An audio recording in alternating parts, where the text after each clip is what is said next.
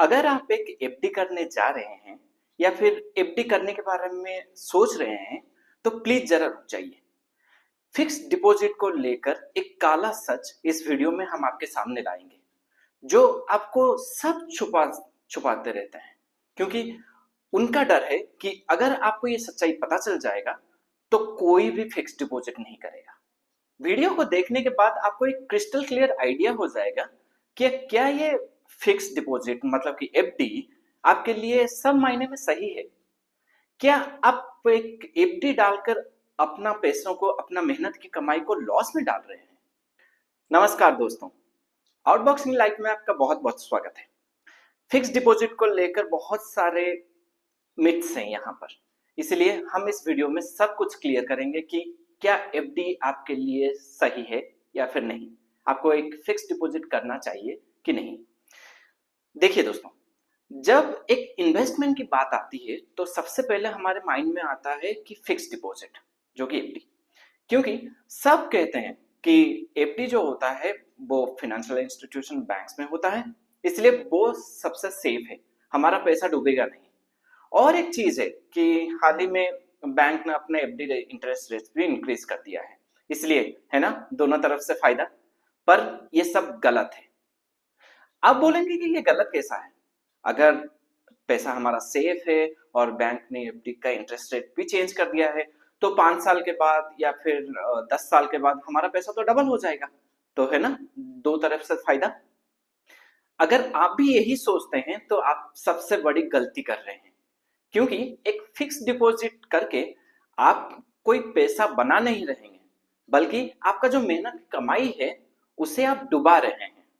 पर हाँ, इसमें एक फायदा जरूर है, पर वो आपका नहीं है, वो है वही फाइनेंशियल इंस्टीट्यूशन जहां पे आपने एफडी करवाया है। वो लोग क्या करते हैं कि आपका जो फिक्स डिपॉजिट अमाउंट है उसे लेकर बाहर लोन देते हैं, जो कि पर्सनल लोन होता है 15%, कई कई बार बिजनेस के लिए लोन भी 20% तक चला जाता है। तो वो लोग उन लोगों को आपकी पैसा 20%, 15% ऐसा रेट ऑफ इंटरेस्ट में दे देते हैं और आपको देते हैं सिर्फ 6%। तो उनका यहाँ पे बैठे बैठे हो जाता है 9 to 14% का इनकम, 9 to 14% का प्रॉफिट वो बनाते हैं। मतलब कि पैसा आपका है, पर वो लोग दिमाग लगा के आपके पैसों को वो एंजॉय कर रहे हैं। इसीलिए तो एक फिक्स डिपॉजिट करने के लिए सब आपके पीछे पड़ जाते हैं। हम ले चलते हैं आपको एक एक्सेल शीट पे, जहां पे हम पूरा डिटेल से एनालाइज करेंगे कि मैं क्यों बोल रहा हूं कि एक एफडी का एक डाउन साइड है, क्यों बोल रहा हूं अगर आप एक एफडी करते हैं तो आपको लॉसेस होगा। सपोज आपने एक पर्सनल गोल सेटअप किया और उसके हिसाब से आपने 10 लाख रुपीज एफडी में इन्वेस्ट कर दिया। करंट एफडी का रेट ऑफ इंटरेस्ट है मोटा मोटी 6% का। तो आपको 1 साल के बाद उस एफडी के ऊपर आपको 60,000 प्रॉफिट मिलना चाहिए, ठीक है। पर आपका डिडक्शन भी आपको देखना पड़ेगा। मिनिमम डिडक्शन 10% लगता है। आपको गवर्नमेंट को टैक्स पे करना पड़ता है, उस प्रॉफिट के ऊपर 10% आपको टैक्स पे करना पड़ता है। अगर आप एक सैलरीड एम्प्लॉय हैं, एक टैक्स ब्रैकेट में जाते हैं, वो आपके टैक्स के ब्रैकेट के हिसाब से कटेगा। पर अगर आप टैक्स के ब्रैकेट में नहीं जाते तो 10% आपका टैक्स कट जाएगा, जो कि होता है 60,000 का 10%, 6,000 रुपीज। तो एक्चुअली आपको प्रॉफिट बन रहा है 54,000 का, जो कि 5.4%। पर यहाँ पे हम लोग हमेशा अनदेखा कर देते हैं कि इंडिया का इन्फ्लेशन रेट कितना है।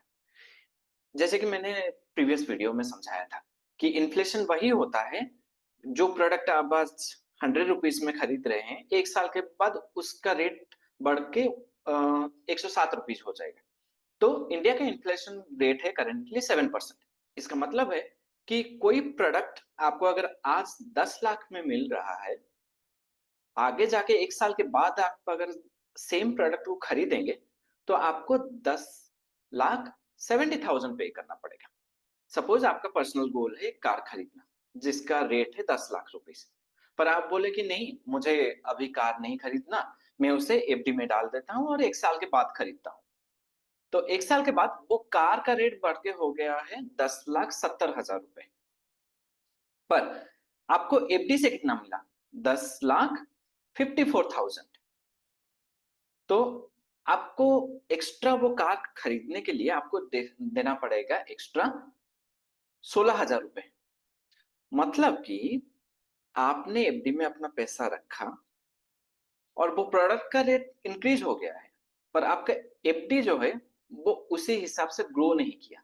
तो आप जब नेक्स्ट ईयर वो कार को खरीदेंगे तो आपको 16,000 रुपए एक्स्ट्रा देना पड़ेगा, अपने जेब से देना पड़ेगा।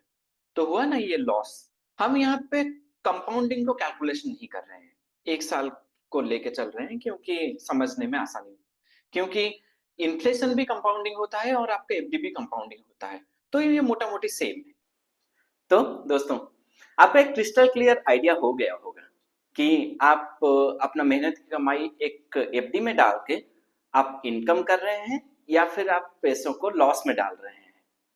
हाल ही में एक बड़ा सा पीएसयू बैंक एक सर्वे किया था, जिस सर्वे से मुताबिक ये पता चला कि लोगों में जो फिक्स डिपॉजिट का जो चाहत है वो धीरे धीरे घटने लगा है। मतलब कि अभी जो एफडी लोग बना रहे हैं वो 6% तक कम हो गया है।